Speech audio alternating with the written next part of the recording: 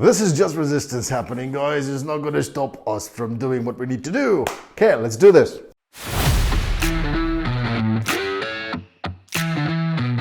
Welcome to 99 Grit, where we turn dreams into careers. My name is Andy, and today I wanted to talk to you about experience mapping, but one of the elements when it comes to the assessment of the experience on the actual map. In our previous vlog, we've covered some of the elements of what that experience map is actually built around and what kind of types of maps can we actually be using in a specific design process. So to recap, there are three different types. There's a hypothetical experience map that we create with the business people. There is an as-is customer or experience map that we create with the customers, and there is a to-be experience map that basically covers whatever we do with a service or a product into the future to leverage the experiences to a new level. So that's how it's all kind of panned out.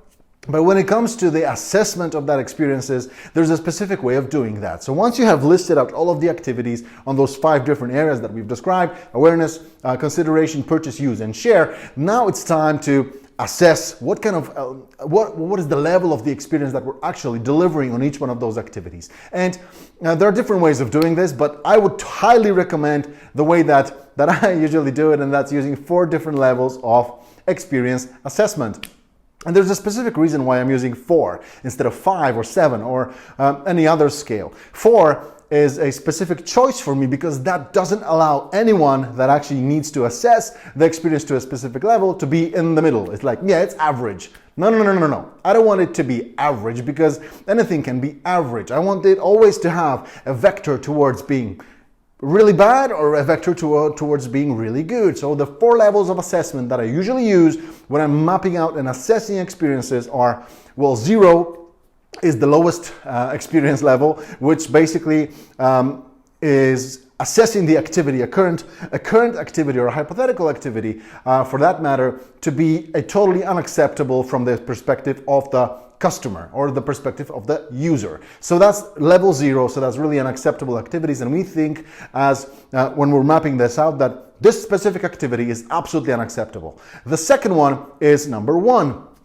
And that's like 0, so the second one is level 1. And level 1 is it's an okay activity. It's like it's an okay experience within that activity, but it's nothing special. It's nothing really good. It's just it is surviving mode really of that specific activity when it comes to the experience assessment. The third level is number 2, so level number 2, and that's solid activities. These are activities that are pretty they are working, our business is built around those, and they're pretty solid, and they are the ones that actually make this whole machine work. And the 4th level is level 3, and that's the level that has these unique sprinkle on top kind of activities that actually create these moments of truth within our services and products.